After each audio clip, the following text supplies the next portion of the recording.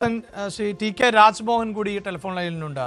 Rajmohan sir, ഇന്നലെ നമ്മൾ ഈ വിഷയം 1 മണിക്കൂർ ചർച്ച ചെയ്തതാണ്. അതിൻ്റെ തുടർച്ചയായ വിവരങ്ങൾ ഇപ്പോൾ പുറത്തു വരുന്നു. NIA കോടതിയിൽ നൽകിയ ഡേറ്റകളിൽ ആണ് SDPI എന്ന പൊളിറ്റിക്കൽ പാർട്ടിയിലൂടെ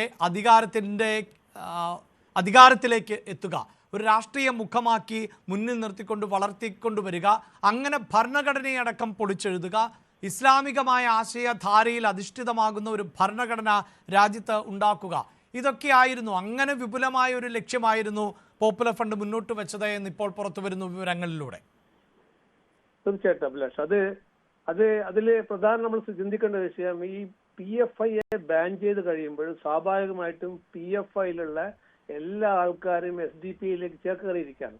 അപ്പൊ SDPI എന്ന് പറഞ്ഞാൽ ഇതിന്റെ ഒരു എക്സ്റ്റൻഷൻ തന്നെയാണ്, അതിലൊരു സംശയം ആർക്കില്ല.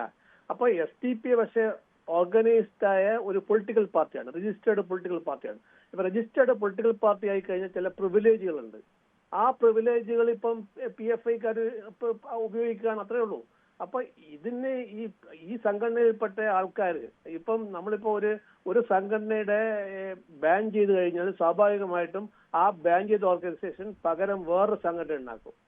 അതിന് വേറെ മനുഷ്യാവകാശത്തിന്റെ അല്ലെങ്കിൽ വേറെ വല്ല സംഭവങ്ങൾ ഉണ്ടാക്കി ലോക്കൽ ആയിട്ടുള്ള വല്ല കാര്യങ്ങൾ, അല്ലെങ്കിൽ ഓർഗനൈസേഷന് വേറൊരു പേര് കൊടുക്കുക, അതിന് പേജ് ആൻഡ് പാലിയേറ്റീവിലേക്ക് പോവുക, അല്ലെങ്കിൽ അങ്ങനെ പല ചാരിറ്റി ആയിട്ട് പ്രവർത്തിക്കുക. അപ്പം അങ്ങനെ പല കവർ ഓർഗനൈസേഷനായിട്ട് വർക്ക് ചെയ്യാണ് സാധാരണ ഒരു ബാൻ ചെയ്ത ഓർഗനൈസേഷൻ ചെയ്യുക.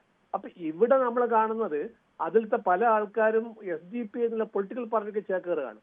അപ്പൊ അവിടെ ചേക്കേറി കഴിഞ്ഞ് ഒരുപാട് പ്രൊട്ടക്ഷൻ ഉണ്ട് ഒരു പൊളിറ്റിക്കൽ പാർട്ടിക്ക്, അതായത് രജിസ്റ്റേർഡ് പൊളിറ്റിക്കൽ പാർട്ടിക്ക് നമ്മുടെ ജനാധിപത്യ സംവിധാനത്തിൽ ഒരുപാട് പ്രൊട്ടക്ഷൻ ഉണ്ട്. അവരെ ബാൻ ചെയ്യുമ്പോൾ അതിന് ഒരുപാട് കാര്യങ്ങളും ഒരുപാട് റീസണിങ് നടത്തേണ്ടി വരും. അപ്പൊ അങ്ങനെയുള്ള അത് യൂട്ടിലൈസ് ചെയ്യാണ് ഇവര്. അങ്ങനെയുള്ള കാര്യങ്ങൾ യൂട്ടിലൈസ് ചെയ്തിട്ട് ഈ പൊളിറ്റിക്കൽ പാർട്ടിയുടെ മറവിലാണ് പല കാര്യങ്ങളും ചെയ്യുന്നത്. അതും കൂടി ഇപ്പോൾ അന്വേഷണ ഏജൻസികൾ ശ്രദ്ധയിൽ വന്നിട്ടുണ്ട്. അവർ അത് കൂടുതൽ ശ്രദ്ധിച്ചുകൊണ്ട് ഈ ഫ്രിഞ്ച് എലിമെന്റ്സ്, അതായത് PFI ബാൻ ചെയ്തു. അപ്പൊ PFI ആയിട്ട് ബന്ധപ്പെട്ട് പ്രവർത്തിച്ചിരുന്ന അല്ലെങ്കിൽ PFIയുടെ ആക്ടിവിറ്റീസുമായിട്ട് പല സ്ഥലങ്ങളിലും ഇന്ത്യക്കകത്തും ഇന്ത്യക്ക് പുറത്തും പല സ്ഥലങ്ങളിലും പ്രവർത്തിക്കുന്ന പല ആൾക്കാരും പല പൊളിറ്റിക്കൽ പാർട്ടിയിലേക്കും ചേർന്ന് അതിൽ PFI ആൾക്കാർ SDPIയിലാണ് കൂടുതൽ കണ്ടുവരുന്നത്. അപ്പൊ അതിനും കൂടി അന്വേഷണ ഏജൻസികൾ ശ്രദ്ധയിൽ വന്നിട്ടുണ്ട് എന്നാണ് എനിക്ക് തോന്നുന്നത്.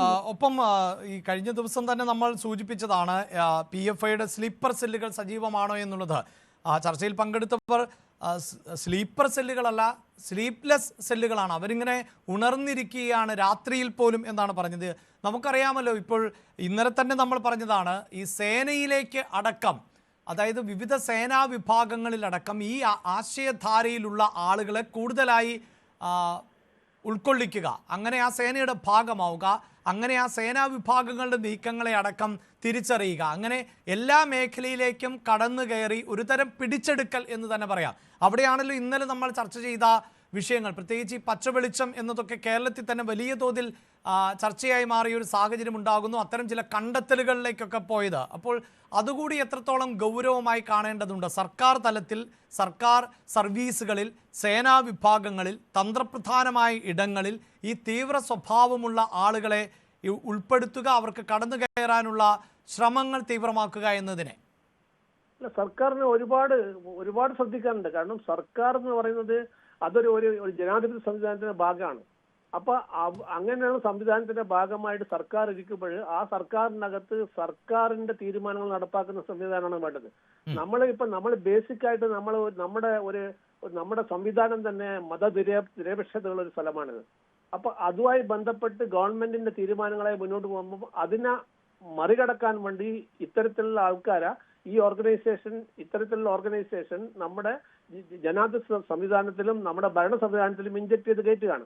അപ്പൊ പോലീസിനകത്ത്, റവന്യൂവിന്റെ അകത്ത്, അല്ലെങ്കിൽ വേറെ ഡിപ്പാർട്ട്മെന്റ് അകത്തൊക്കെ ഇതിന്റെ ആൾക്കാരെ കയറ്റി കഴിഞ്ഞാൽ സ്വാഭാവികമായിട്ടും അവർ പ്രവർത്തിക്കുന്നത് ഈ സംഘടനയ്ക്ക് വേണ്ടിയായിരിക്കും, അല്ലെങ്കിൽ സംഘടനയെ പരിപോഷിക്കുന്ന തരത്തിൽ അവർ സ്വാഭാവികമായിട്ട് പ്രവർത്തിക്കും. അപ്പൊ അത് ശ്രദ്ധിക്കേണ്ട വിഷയം തീർച്ചയായിട്ടും ഗവൺമെന്റ് തന്നെയാണ്. എസ്പെഷ്യലി പോലീസിനകത്ത് ചില വാട്സപ്പ് ഗ്രൂപ്പുകൾ ഉണ്ട് എന്ന് പറയുന്നുണ്ട്.